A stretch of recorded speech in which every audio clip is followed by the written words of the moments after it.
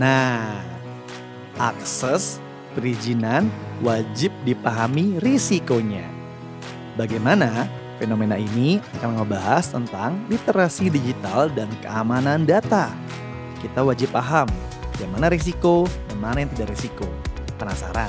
Ayo kita simak.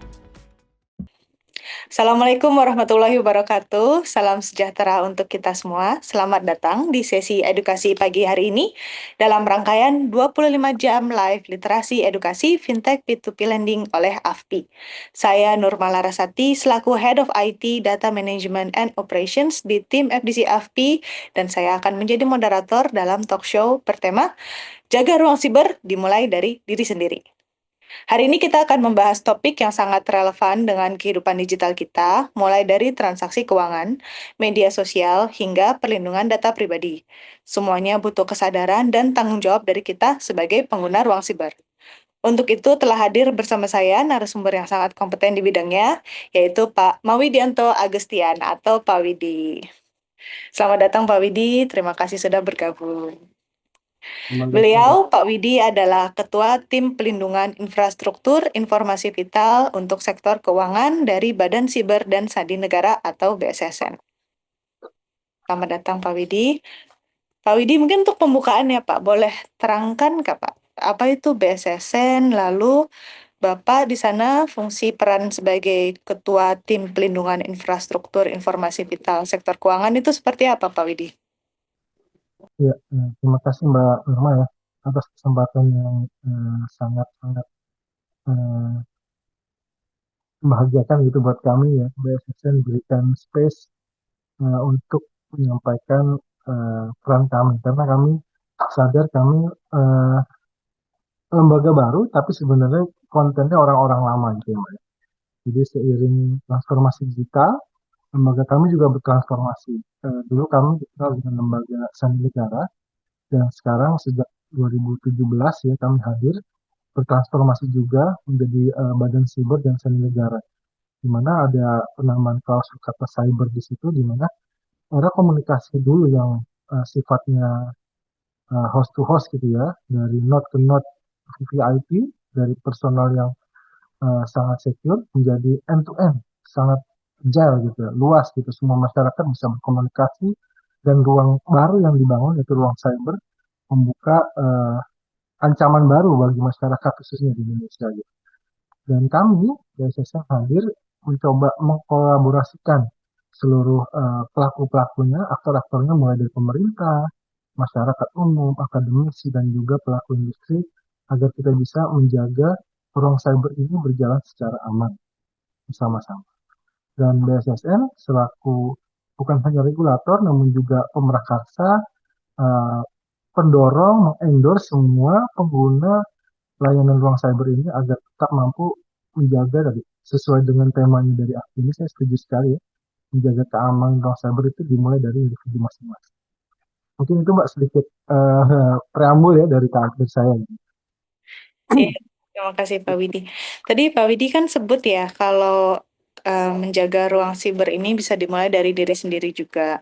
Nah, sebenarnya tantangan terbesar yang dihadapin sama masyarakat ketika berusaha untuk menjaga ruang siber yang aman dan bertanggung jawab itu seperti apa sih, Pak? Ya, sebenarnya kalau saya bilang ini, saya ibaratkan kalau ruang cyber ini ruang baru ya, kita masuk suatu lingkungan baru yang sebenarnya belum ada siapa sih yang berwenang mengatur gitu ya. Kalau di Indonesia sendiri ya khususnya. Dan Indonesia sendiri dipaksa setelah eh, pandemi COVID ini untuk dipercepat transformasi digital ini. Masyarakat sudah langsung masuk ke dalam ruang yang sebenarnya itu masih gelap, masih belum ada arah yang jelas gitu ya. Dan penuh dengan ancaman yang kita tidak tahu datang dari mana gitu. Dan kadang kita butuh panduan dari situ. Nah, panduan seperti apa? Biasanya yang kami coba luncurkan kepada masyarakat panduan literasi tentang keamanan cyber itu sendiri, di mana impact dari penggunaan teknologi digital dan ruang cyber ini juga harus kita waspadai. Dengan itu kita bisa meminimalisir penyalahgunaan informasi pribadi kita yang kita share, kita sampaikan di ranah ruang cyber itu sendiri. Dan kalau boleh saya visualisasikan, Mbak, boleh saya share sedikit? Boleh silakan, Pak. Ini ibarat kalau eh, sebuah rantai ataupun selang selang yang agak liar, selang air pemadam kebakaran tuh ya. Saya coba menavigasikan tantangan masyarakat digital Indonesia itu seperti apa sih. Sebenarnya yang pertama tadi saya bicara tentang pengetahuan tentang ruang cyber ini, ancamannya itu masih sangat sedikit ya, literasi digital yang masih dangkal gitu, rentan terhadap informasi yang salah dan bisa terkena bentuk-bentuk penipuan atau scam gitu ya. Kemudian adanya ketidakamanan informasi pribadi yang sering menjadi disalahgunakan oleh tadi pelaku-pelaku kejahatan tadi. Dan di samping itu juga ada tidak meratanya infrastruktur yang dibangun di seluruh Indonesia gitu. Ada kesenjangan digital di pusat maupun untuk di wilayah Indonesia lainnya. Selain itu juga pentingnya enforcement atau penegakan terhadap regulasi yang ada ini. Terkadang memang kita lihat teknologi lebih melesat lebih dahulu dibandingkan regulasi yang mengaturnya. Dan bukan sebenarnya dari kami, BSSN mencoba bukan hanya regulasi, namun kita coba membangun budaya digital yang kuat. Sehingga tadi etika itu terbangun dengan terbentuknya individu yang memiliki budaya-budaya keamanan cyber yang kuat. Mungkin itu tadi Mbak, semoga menjawab apa yang Mbak sampaikan tadi. Oke, menarik, Pak. Nah, kalau di menjaga ruang siber itu sebetulnya siapa-siapa sih, Pak, yang harus berperan gitu, Pak, dalam menjaga ruang lingkup atau ruang siber ini sendiri, Pak? Oke, baik. Memang dalam menjaga ruang cyber itu kita nggak bisa eh, menitik beratkan pada satu not saja ya Mbak ya. Kalau saya bisa visualisasikan seperti ini, ada sektor private, di mana mungkin teman-teman pelaku industri di ekosistem fintech pendanaan, yang juga termasuk dalam forum asosiasi AFI gitu ya, serta juga kami, BSSN, memfasilitasi bagaimana regulasi keamanan siber itu juga bisa harus utamakan untuk di sektor-sektor keuangan. Selain itu juga dari teman-teman akademisi yang juga memberikan kontribusi berupa hasil penelitian, kemudian uh, sumbangsih berupa hasil temuan-temuan itu juga sangat berkontribusi dengan baik. Dan begitu pula juga masyarakat dengan membentuk komunitas, kemudian keterlibatan yang aktif gitu ya, itu sangat berperan baik untuk membangun tadi budaya keamanan siber di seluruh elemen Indonesia. Mungkin empat ini yang sering kami sebut namanya Quad Helix. Jadi juga kami coba cantumkan dalam peraturan Presiden nomor 47 terkait tentang strategi keamanan siber nasional. Dan empat aspek ini, empat pelaku ini kami harapkan semua saling bersinergi satu sama lain. Demikian, Mbak. Keren sekali, Pak. Jadi ada peran-peran yang penting dalam menjaga ruang siber ini kita sebut sebagai Quad Helix. Isinya adalah privat, pemerintah, akademisi, dan juga masyarakat. Peran BSSN sendiri itu Pak ya, inisiatif atau program apa saja ya untuk memastikan bahwa aktor-aktor ini betul terinform atau memiliki kesadaran penuh dalam menjaga ruang lingkup siber kita sendiri Pak di Indonesia ini. Baik, ya Mbak. Biasanya sendiri hadir dengan beberapa inisiatif ya Mbak.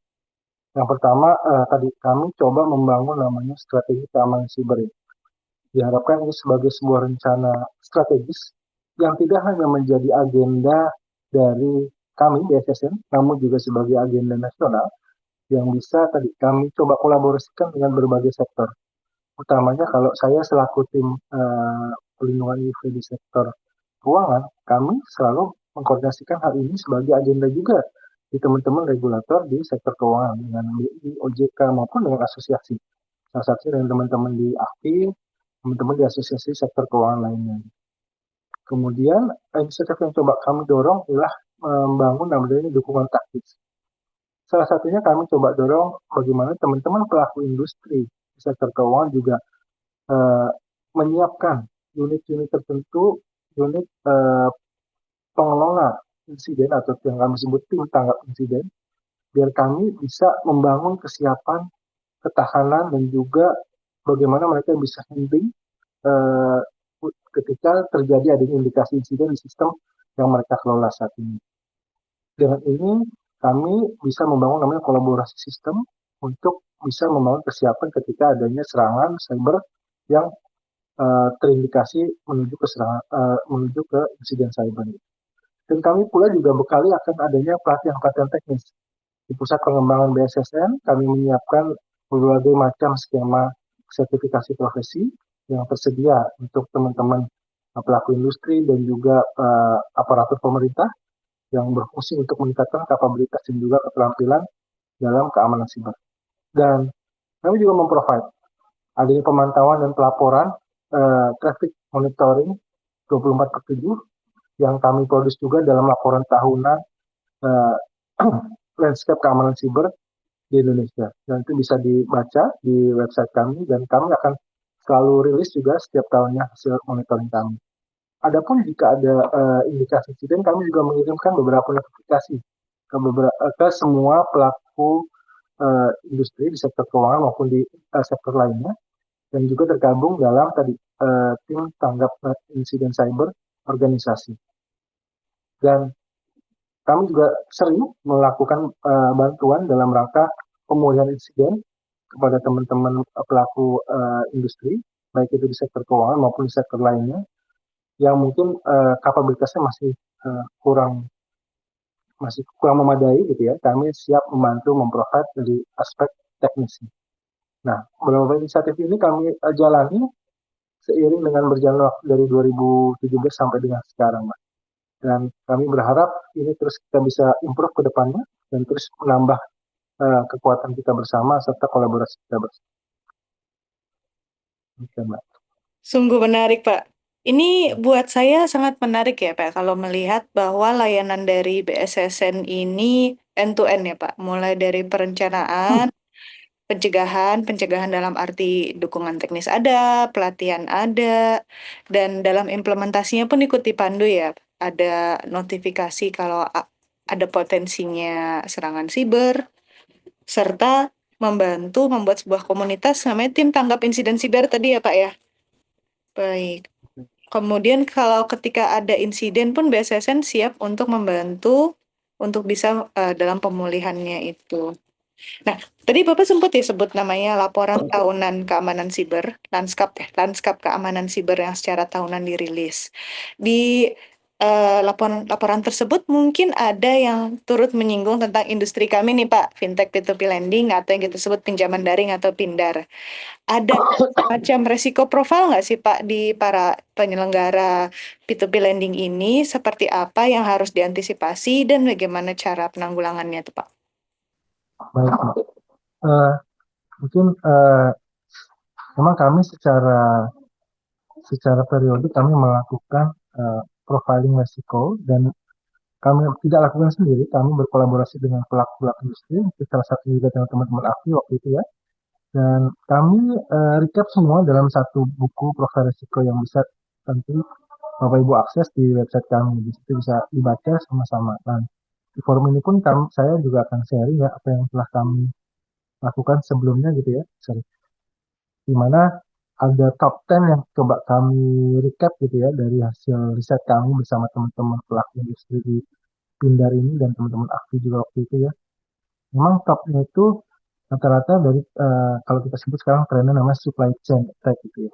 Jadi pihak-pihak ketiga, di mana pihak ketiga ini yang kita monitoring atau pengawasannya sedikit terlupakan gitu dibanding sistem yang kita kelola, karena memang dia di luar boundary kita ya. Terkadang itu yang suka kita lupakan. Nah, pihak ketiga ini dari teman-teman Pindar yang mesti waspadai sekarang ini menjadi salah satu note yang paling diincar oleh teman-teman oleh pelaku kejahatan.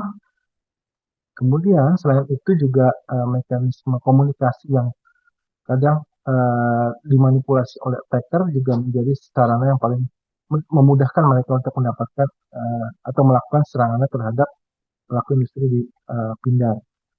Selain itu juga teknik-teknik phishing, kemudian brute force itu masih banyak terjadi di sektor Tinder ini oleh pelaku attacker. Selain itu, yang lainnya pengolahan sistem yang buruk masih kita bisa maintain untuk diupdate, diperbaiki, direview secara berkala.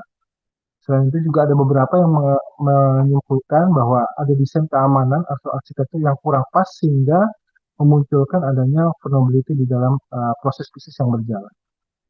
Dan kemudian beberapa yang kami temukan juga hasil riset kami, terjadinya serangan DDoS membuat pelaku industri Tinder ini menjadi terkendala bisnis prosesnya. Dan tadi impact dari desain yang kurang pas, adanya perintahan aplikasi, sehingga kredensial yang lemah bisa dimasuki ke dalam sistem. Dan terakhir, eh, beberapa pelaku industri Tinder juga menyatakan hasil riset kami, adanya serangan APT juga menyebabkan lumpuhnya sistem yang mereka kelola. Karena mungkin targeted ya, biasanya kalau serangan APT biasanya targeted. Nah, dari beberapa profil ini mungkin ada beberapa yang masih eksis sekarang karena memang beberapa apa profil resikonya ini masih terus ditemukan di ekosistem Tinder ataupun ekosistem pelaku industri sektor keuangan lainnya. Dan kami harap ini bisa menjadi referensi bersama pelaku industri baik di sektor pinjaman daring maupun di sektor keuangan secara umum. Demikian, Mbak. Makasih Pak Widi. Nah, ini kan kita sudah identify ya Pak, ada 10 risiko yang dihadapin oleh penyelenggara Pindar. Dan tentu setelah identifikasi kita harus mulai rancang ya Pak strategi untuk bisa implementasi solusi atas risiko yang sudah kita ketahui ini Pak. Ada saran-saran kah atau mungkin tools dari BSSN yang disediakan oleh BSSN untuk penyelenggara Pindar agar bisa dapat dalam operasional sehari-harinya mencegah terjadinya resiko ini terjadi, Pak? Baik, ya. Secara instrumen tools memang banyak ya, Mbak. Mungkin kalau saya bicara di teman-teman pelaku industri Pindar ini, 90% lah, hampir semuanya sudah aware terhadap standar ISO 2701 ya. Namun kami juga membuat instrumen versi lokalnya gitu ya. Mungkin kalau dulu di awal saya kolaborasi teman-teman ahli, kita sering bilang ada indeks kami mengukur kematangan cyber yang versi lokal. Memang eh, setelah di running hampir sama ketentuannya dengan ketika pemenuhan audit ISO 2701.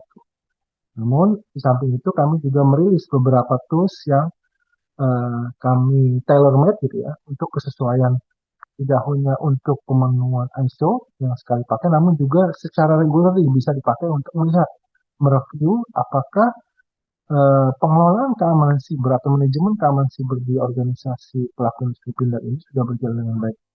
Yang kami sebut ICAS gitu ya, atau Cyber Security Maturity, yang fungsinya itu tadi mengukur kematangan. Jadi kalau ini layaknya visualisasi yang saya gambarkan, seismograf gitu ya. Memang kalau bicara keamanan siber itu nggak langsung eh, top level gitu ya, namun kita bertahap. Mulai dari bertumbuh lah istilahnya, bertumbuh mulai dari yang eh, level 1 sampai dengan nanti level sempurna. Tapi saya harap tidak ada yang sempurna. Kalau sempurna pasti mereka akan merasa puas dan tidak akan melakukan review. Yang kami harapkan adalah melakukan review update secara periodik sehingga mereka karena attacker pun akan melakukan serangan secara periodik. Nah, makanya kami coba dorong itu konsep kematangan. Jadi dengan konsep kematangan lebih kedepankan proses bisnis yang terotomatisasi dan adanya review secara periodik. Nah, kalau bicara ikhlas, kita akan mengukur secara organisasi menyeluruh dalam pengelolaan manajemen keamanan siber. Namun kami juga dorong adanya mengukur kematangan dalam pengelolaan insiden. Jadi sebelum insiden itu terjadi, kami coba dorong bagaimana sih organisasi ketika terjadi insiden itu tidak gugup, tidak bingung apa yang harus dilakukan. Apakah sudah ada pembagian peran satu sama lain dalam tim tersebut atau di organisasi tersebut? Nah, dengan tools TMP ini kami coba mendorong bisa digunakan secara free ya, bisa di-download di website kami. Teman-teman bisa melihat kesiapan dari tim tanggap insiden atau tim suster yang ada di perusahaan Bapak Ibu sekalian bisa digunakan untuk melihat apakah job role-nya sudah pas, sudah pernahkah dilakukan drill test ataupun skenario-skenario untuk ketika terjadinya insiden gitu. Dan yang terakhir tadi, kami juga merilis buku profil risiko yang bisa digunakan sebagai referensi dalam mengidentifikasi risiko di sektor atau subsektor Bapak Ibu sekalian. Nah, dari sini kami harapkan bisa membantu dalam mengidentify atau memperkaya katalog risiko yang harus yang dapat diidentifikasi di sektor pinjaman daring. Demikian Mbak.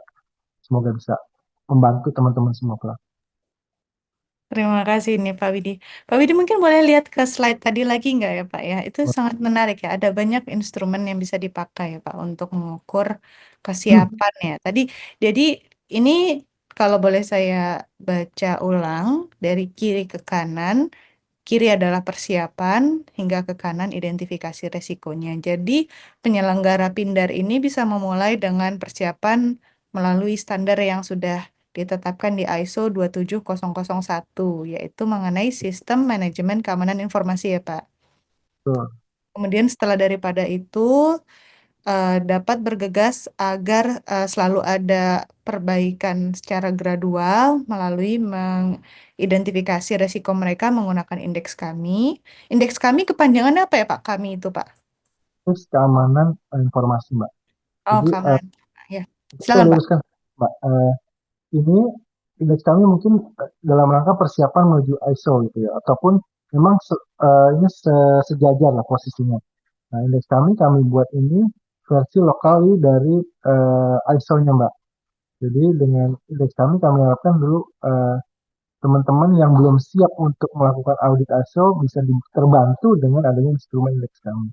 Karena dalam pemenuhannya pun hampir sejajar gitu ya persentasenya. Ketika teman-teman udah bisa memenuhi ketentuan yang ada di indeks kami sebesar 90% bisa dipastikan dalam rangka audit ISO pun bisa optimal hasilnya Mbak. Gitu. Dan IKAS dan PI itu tadi yang Mbak katakan gradually. Ketika memang sudah mampu achieve dapat ISO gitu. Nah, bagaimana sih surveillance-nya sebelum ada surveillance ISO lagi? Nah, kita bisa lihat menggunakan pakai IKAS ataupun TMPI. Demikian, Mbak. Boleh tahu kepanjangannya IKAS dan TMPI nggak Pak ya? Mungkin untuk Nah, audiensnya masyarakat publik di sini belum begitu familiar mengenai dua ini. saya lupa tadi menyampaikan.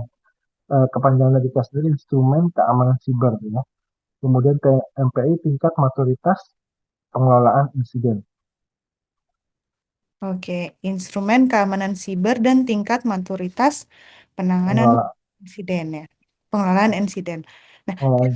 MPI ini ya Pak ya, apakah ini ada relevansinya Pak dengan tim tanggap insiden siber yang dikelola komunitasnya oleh BSSN Pak?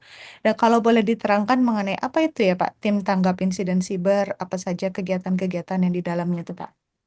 Oke, tim tanggap insiden cyber itu pertama, dia adalah tim yang day to day itu membantu dalam memonitoring, mengecek bagaimana adanya indikasi-indikasi ataupun tingkat anomali di sistem yang ada di perusahaan dia atau di organisasi dia. Nah, fungsinya memang dia sebagai head to head dari teman-teman tim IT operasional sehari-hari. Karena tim IT operasional fokus pada menjamin availability sistem yang berjalan.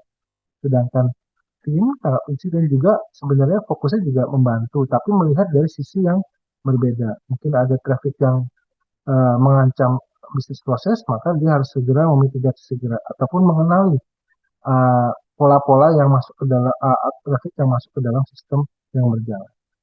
Dan kami mendorong adanya kesiapan dari masing-masing organisasi untuk membangun tim itu biar ketika terjadi insiden mampu menghandle secara cepat. Dan kalaupun belum mampu secara utuh, BSC siap melakukan asistensi dalam penanganan insiden tersebut. Dan peran TMPI tadi kita mengukur bagaimana di situ ada 15 langkah besar dalam tools ini atau instrumen ini untuk terbagi dalam 3 fase, yaitu fase persiapan, fase respon, dan fase pemulihan. Nah, dari ketiga fase ini kita bisa lihat nantinya di mana sih fase yang masih kurang, di mana sih fase yang sudah cukup optimal. Nah, dari situ kita bisa melakukan improvement ke depan. Demikian kira-kira, Mbak. Keren sekali, Pak. Nih, segala jenis kegiatan, inisiatif yang dikelola oleh BSSN, khususnya untuk industri ini itu, kami sebagai asosiasi sangat merasakan manfaatnya sih, Pak. Berhubungan memang ada banyaknya interaksi antara asosiasi menjembatani BSSN sebagai regulator yang mewadahi keamanan siber dengan para penyelenggara industri Pindar ini sendiri, Pak. Ya, sekarang kita coba ngobrol dari sudut pandang masyarakat publik ya, Pak ya. Menurut Bapak, apa aja langkah sederhana yang bisa dilakukan oleh masyarakat agar mereka bisa melindungi diri mereka sendiri, khususnya mungkin untuk konteks pelindungan data pribadi ya, yang cukup sangat hangat di para masyarakat saat ini, di ruang siber yang kian lama ini selalu berkembang, Pak. Apalagi sekarang sudah ada AI, nanti mungkin ada quantum programming, dan selanjutnya. Bagaimana tuh Pak tips and tricks dari BSSN Pak untuk masyarakat publik? Eh, ini dari sisi saya, mungkin banyak teman-teman juga melakukan eh, proteksi buat diri, informasi juga, informasi tentang diri sendiri gitu ya. Namun memang bicara tentang pelindungan data pribadi itu sangat kompleks, Mbak. Namun saya coba simplifikasi dengan beberapa pointers yang saya coba uh, sampaikan di sini. Yang pertama, mungkin saya bicaranya updating ya, pembaruan rutin. Biasanya kan kalau kita sekarang udah pakai HP Android semua ya. HP Android itu kita tahu bersama Android itu kan open source ya, Mbak. Semuanya gratis dan bisa dikembangkan sebenarnya oleh setiap individu yang mau dan berkehendak untuk bikin aplikasi di Android. Dan makanya dari itu update yang muncul itu pasti ada sesuatu yang diperbarui dari baik dari sisi common operation maupun ada dari aspek keamanan. Yang pastikan perangkat yang kita punya, HP Android ataupun iOS yang kita punya itu harus diperbarukan secara rutin gitu ya. Dan yang kedua nih, yang paling sering kita temui, kewaspadaan tautan atau link-link yang berbahaya. Sekarang eh, kita tahu WhatsApp itu juga gratis dari awal muncul ya di iOS gitu, terus sekarang bisa diinstal di Android. Dan itu banyak orang-orang juga memblasting, melakukan, mengirimkan link-link yang berbahaya, yang bisa langsung melakukan clickbait terhadap informasi yang ada di Android kita, di handphone kita. Tidak hanya di Android, di handphone iOS pun juga bisa langsung running gitu. Dan ini kita jangan langsung uh, melakukan klik langsung gitu ya. Dan mesti waspada, mesti cek and dicek. Kalaupun mesti dicek, jangan langsung di handphonenya. Biasanya kita buka dulu dari laptop dan itu nggak semua langsung bisa injek semua apa serangan virus yang dari situ. Kemudian pastikan kita menggunakan jaringan aman. Bicara jaringan aman, biasanya mungkin kalau yang fakir wifi ini ya, ataupun fakir data itu main akses aja atau koneksi aja ke wifi gratisan dan itu pun kalau memang hanya untuk kepentingan umum nggak apa-apa. Tapi kalau untuk bertransaksi secara finansial mungkin itu harus dipastikan itu jaringan yang aman, tidak ada spoofing di situ. Selain itu juga ketika memang eh, data-data yang ada di handset kita atau di gadget kita itu penting, maka perlu adanya backup.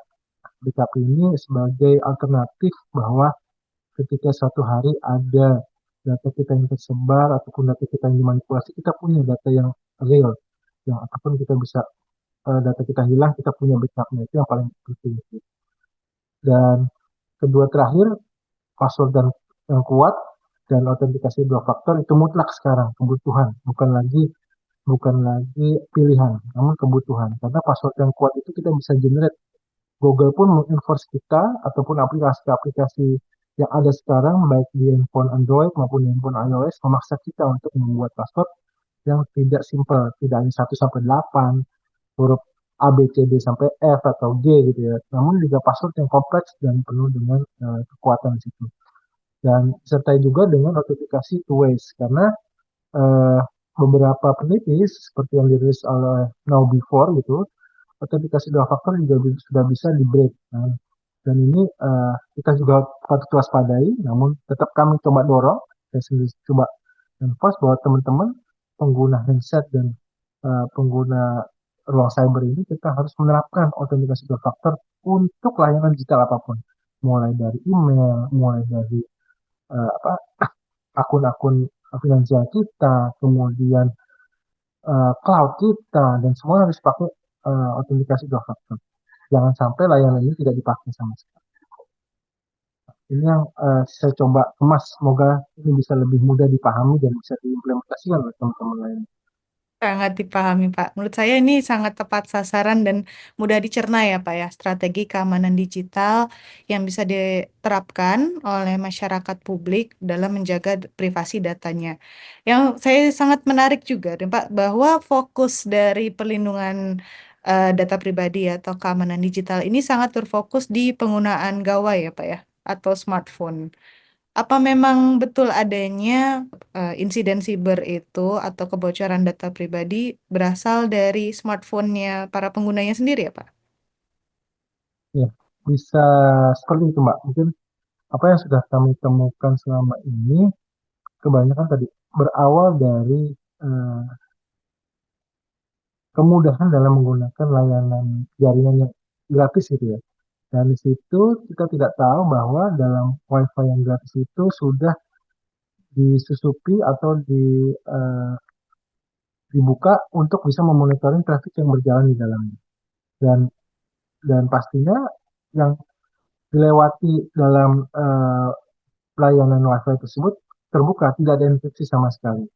Karena kita tahu bahwa jarang sekali yang menerapkan enkripsi langsung bisa eh, langsung ditutupi atau dienkripsi via WiFi tersebut, sehingga si pemilik WiFi pun bisa lihat lalu lintas data yang dilewati melalui data tersebut. Dan kami perhatikan juga kebanyakan juga layanan-layanan aplikasi tidak melakukan enkapsulasi atau tidak melindungi data yang ditransmisikan dari handset si pengguna ke server layanan aplikasi tersebut. Gitu, Mbak. Nah, enkapsulasi ini bisa nyambung lagi tuh ya, Pak, ke saran-saran atau profil resiko di para penyelenggara pinjar ini memastikan bahwa eh, komunikasi keluar masuk dari aplikasi itu yang digunakan oleh pengguna turut dienkapsulasi ya Pak ya atau dienkripsi Betul. agar walaupun melalui jaringan publik pun tidak ada kebocoran data yang bisa dilakukan oleh pihak-pihak tidak berwenang. Terima kasih nih. Terus pertanyaan nih ya mungkin untuk Pak Widi. Kalau menjaga ruang keamanan siber ini pun walaupun betul adanya kita harus ada willingness, mungkin di sini ada konsep etika yang harus kita jaga juga ya Pak agar ruang siber ini agar ruang siber ini tetap kondusif gitu untuk para masyarakat umum. Mungkin ada sedikit pesan-pesan terakhir dari Pak Widi, bagaimana etika digital ini sama pentingnya dengan menjaga keamanan di dunia siber kita. Oke, baik Pak. Jadi kalau saya coba eh, ya, saya coba gambarkan ya Mbak terkait etika digital. Saya pernah baca bukunya Don Tapscott terkait digital ekonomi. Dan di situ lihat bahwa sebenarnya digital ekonomi ini dibangun dari adanya orang yang mempunyai behavior eh, kemudahan dalam komunikasi dan terhubung satu sama lain. Dan kami lihat bahwa etika digital ini sebenarnya, sorry, eh, fondasi keamanan siber yang tersembunyi gitu. Jadi dengan kita tadi di awal saya sudah bicara bahwa sebenarnya yang kita tujuan akhir kita tuh apa sih? Yaitu membangun budaya keamanan siber sehingga mereka berjalan di ruang siber yang entah entah berantai ini bisa tetap aman dan nyaman gitu. Jadi dengan kita membangun etika digital maka faktor manusia yang tadi kita sering miss gitu ya ataupun sering kurang aware gitu maka itu bisa terpenuhi dengan satu sama lain. Dari situ kita bisa bangun namanya tanggung jawab kolektif karena dibangun oleh manusia-manusia yang sudah mengerti tentang etika digital. Dan di samping itu, setelah ada tanggung jawab kolektif, maka akan terbangun trust yang juga kolektif. Dari trust yang kolektif, sehingga membangun hubungan sosial atau social connection gitu ya dalam berinteraksi secara digital. Dan selain itu, maka setiap individu bisa memfilter diri mereka, baik itu ada yang penyalahgunaan, baik sifatnya scam, fraud, phishing gitu ya. Mereka sudah mengenali, mengidentifikasi, serta tidak akan mungkin terjadinya pelanggaran-pelanggaran di ruang cyber yang karena mereka sudah mempunyai etika dan memiliki tanggung jawab secara kolektif. Nah, saya coba ini lagi satu visualisasi lagi ketika bicara tentang keamanan teknis itu hanya proteksi infrastruktur. Namun kita bicara etika digital, pasti itu proteksi sosial. Tadi yang kita bangun adalah tanggung jawab kolektif dan hubungan sosial. Bagaimana hubungan keduanya? Eh, Tanpa etika, keamanan siber itu atau keamanan infrastruktur itu hanyalah tembok kosong. Jadi mungkin depannya kelihatan tembok kuat, tapi ternyata kopong, nggak ada batu bata di dalamnya. Dan etika itu membangun tadi tanggung jawab secara kolektif. Dan ke depan itu yang coba kita dorong bersama, mulai dari Quad Helix ya, pemerintah, pelaku bisnis, masyarakat, dan akademisi. Sehingga semua yang kita gunakan, layanan yang kita manfaatkan, semuanya secara bertanggung jawab. Semoga itu bisa menjawab, Pak, dan memberikan insight bagi teman-teman pelaku Tinder lain. Terima kasih Pak Widi. Luar biasa. Terima kasih banyak ya Pak Widi atas insight-insight yang sangat menarik dan komprehensif, aplikatif, dan juga ikut menyadarkan kesadaran kita mengenai menjaga ruang siber yang bisa dimulai dari diri sendiri. Dan tidak hanya diri sendiri, banyak sebenarnya ya Pak peran-peran yang ikut serta dalam menjaga ruang siber ini ada dari regulator seperti BSSN, dari luar, maaf, dari lingkup privat juga atau industri, akademisi, dan juga masyarakat umum pun memiliki peran. Kalau kita nih sebagai pengguna tidak sadar mengenai apa yang harus kita lindungi dan bagaimana cara melindungi diri kita di dunia siber ini, kita akan saling runtuh ya Pak, karena ada semacam domino effect atas pelanggaran-pelanggaran di ruang siber ini sendiri kalau kita tidak jaga bersama. Oke, berarti mungkin pesan-pesan kita dari AFPI untuk masyarakat dan juga pelaku industri, regulator, serta akademisi. Mari kita sama-sama mengamankan data dan perangkat pribadi dengan 6 teknik yang tadi dipaparkan oleh Pak Widi. Kita menjaga etika saat beraktivitas secara digital, serta mendukung ruang siber Indonesia yang sehat, aman, dan berdaulat. Baik, terima kasih banyak Pak Widi atas waktunya hari ini. Eh, Pak Norman, saya terima kasih banyak Pak Widi. Saya Nurma Larasati mewakili AFPI dan seluruh tim produksi mengucapkan terima kasih atas perhatian Anda semua. Jangan lupa untuk terus mengikuti sesi edukasi lainnya dalam rangka 25 jam literasi fintech P2P lending. Wassalamualaikum warahmatullahi wabarakatuh. Sampai jumpa.